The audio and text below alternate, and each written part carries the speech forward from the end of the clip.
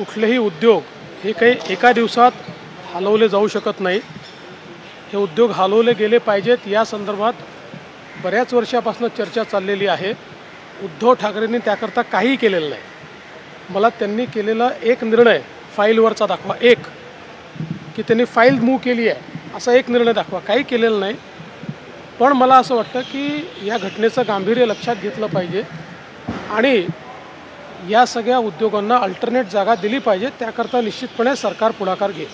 गुना में जो एक्सीडेंट हुआ था उसके बाद से महाविकास आघाड़ी का आंदोलन हो रहा था। असं आहे की याचं राजकीयकरण करण्याचा प्रयत्न त्यांचा चाललेला आहे।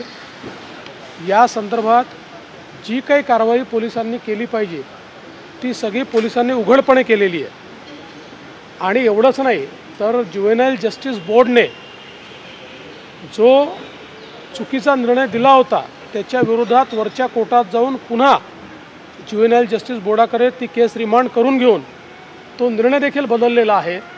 पहिल्यांदा पबचे जे मालक आहेत, मुलाचे जे वडील आहेत यांना देखील अरेस्ट झालेली आहे। त्यामुळे अतिशय कडक कारवाई या ठिकाणी झालेली आहे। पण प्रत्येक गोष्टीचं राजकीयकरण करणं असा हा जो उद्योग चाललेला आहे हा काही योग्य नाही आहे। मी बघितलं नाही, मला माहिती नाही। शालेय अभ्यासक्रमाचा जो आराखडा आहे त्याच्यात मनुस्मृती असल्याचं सांगताय काँग्रेसकडून मनाचे श्लोक मनुस्मृती असल्याचं सांगण्यात येत आहे। असल्या फालतू गोष्टींना मी उत्तर देत नाही आणि मला असं वाटतं की हल्लीच्या काळात त्यांना उद्योग उरलेले नाहीत। त्याच्यामुळे वाटेल तसे आरोप करायचे, काहीतरी बोलायचे चाललेलं आहे। मनाचे श्लोक जे आहेत हे या महाराष्ट्रामध्ये वर्षानुवर्ष त्या ठिकाणी म्हटले जातात, ऐकले जातात, बोलले जातात। त्यामुळे आता ते अभ्यासक्रमात आहेत की नाहीत हे मला माहिती नाही, मी ते काही तपासलेलं नाही। पण एक गोष्ट निश्चितपणे सांगतो, विनाकारण संभ्रम तयार करायचा हा जो प्रयत्न आहे हा चुकीचा आहे।